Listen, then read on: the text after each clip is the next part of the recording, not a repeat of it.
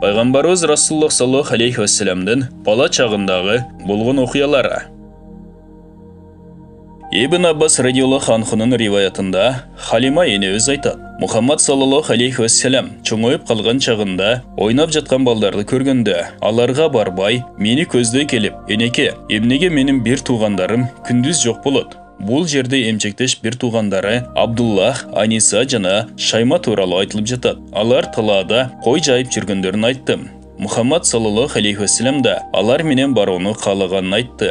Емчектеш бір туғандары менен сүйініп, бірге кетіп, сүйініп қайтып келерле. Ошентип жүріп күндердің бірінде күн ортылып қалған маалда ағасы Абдуллах чекесінен тер құйылып, көзінен жаш алып чурқап келіп, ата, апа, тез жетіп барғыла, аны өлік абалда ғана табасыңар. Біз тұрған маалда бір адам келіп, аны ортауыздан жұлып алып, тоудың чоқысына алып барып көкірігін екіге ашты деді. Біз жолдошым екеуміз шашыла тоуны көздей чурқадық. Жетіп барсақ тоунun үстінде асманға қарап жылмайып отырып тұр. Тизелеп, жығылып, құшақтап, екі көзінен өптім да, емне болғандығын сұрадым. О, енеке, бары жақшы. Мен тұрған чағымда 3 періште келді. Біреусінің қолында күміштен құмған, екінші қолында зомруттың дағарасы бар екен. Мені тоның чоқысына алып келішті.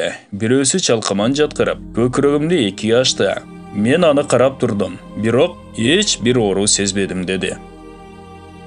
Дағы бір риваятта Халима енемізден риваят қылынады. Күндердің бірінде яхудилердің жамааты Халима енеміздің жанынан өтеді. Аларға Халима енеміз менің бұл балам туралы айтып бергілече. Бұл бала мұнчанчы жылы төрелген. Төреп жатқан маалда баланча кереметтер болған деп Амина енеміз айтып берген кереметтерді өзі көрген сымал. Алардан тышқары өзі көрген кереметтерді ошол баланың енесі сияқты айтып береді. Мұны ұққан яхудилер бірі-біріне қарап, бұл баланың белгілері келе тұрған ақырқы пайғамбардың белгілеріне дал келіп жатқанын байқашатты. Аны өлтіріш керек деген шешімге келішеді. Халима енемізге қарап, бала жетім бе деп сұрашады. Халима енеміз күйесін көргізіп, жоқ, мына, анын атасы мен енесі дейді. Аға яхудилер, егерде жетім болғанда аны өлтірмекпіз. Себеби, ақырқы келе тұрған пайғамбардың чоң белгілерінің бірі болып, анын жетім болып чоңойғандығы есептеледі дешті. Халима радиаллаху анха енеміз бір жолы жахилияттардың базарынан өтеді. Ал жерде бір төлгөчі бар еле. Елдер ал төлгөчіге балдарды алып көргізгені келішер еле. Баяғы төлгөчі пайғамбарыбыз саллаллаху алейхи вассаламға қараған маалда пайғамбарлық мөрді жана екі көзіндегі қызылдықты көріп, о араб елі, бұл баланы өлтіргілі, бұл сілердің диніңердегі адамдарды өлтіреді, құдайчаңарды сындырат жана өзінің динini ашыққа шығарат. Бұл көптен бері күтілген пайғамбар деп атшуланып жатқанда ақылынан тайып жығылып, ошол жерден жан берген.